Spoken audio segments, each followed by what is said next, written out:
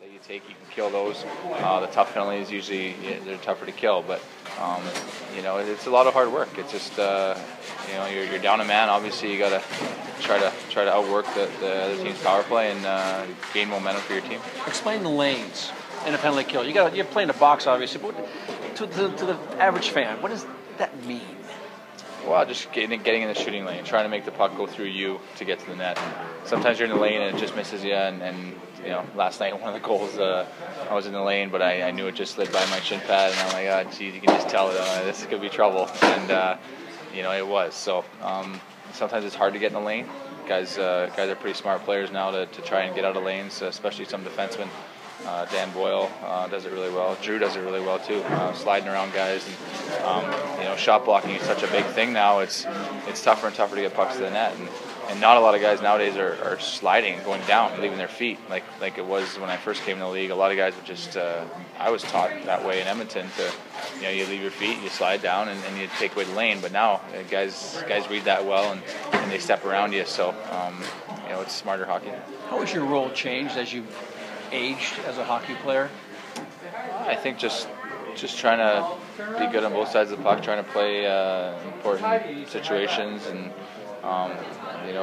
my role is various things, and try to do those all well. I don't think I'm great at any of them, but I think I can do them all. Good. So if I play a good game, that's what I'm doing, and I may not score a goal or get an assist or whatever, but try and be a plus player.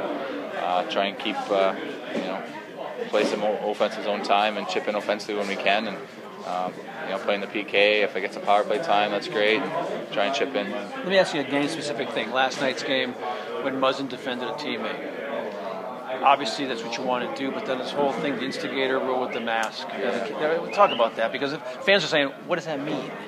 Yeah, it's a tough rule, but I think we would take that 10 out of 10 times. Sticking up for a teammate. I don't care if they did score on the power play. In the long run, you would take that any day of the week to step up for your teammates and back him up. And I know Fraz would have done the same thing for him. So that's just the type of guys we are, the type of team we are. And it's just a tough rule. It gets Muzz out of the game for a while. And gets them on the power play for a little bit. But it is what it is. You just got to deal with it. It's the same for both. Let me ask you one more thing. You're away from hockey. You're a fashion-forward guy playing in LA. Talk about that, because it's a different kind of market, and you're a different kind of guy when it comes to where you're living. It's different. There's a lot of things out there. A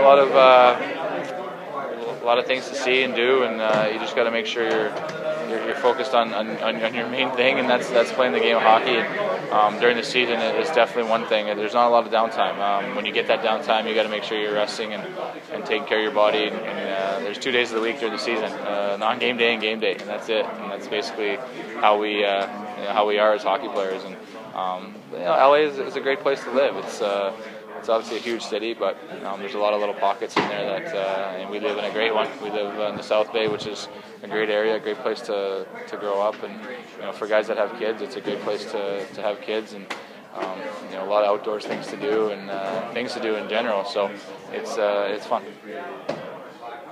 Okay, yeah. Hey, Jarret, real quick. Lost a couple of games. It seems like defensive breakdowns have been causing a lot of loss. The lot of games we have lost lately have been those defensive breakdowns.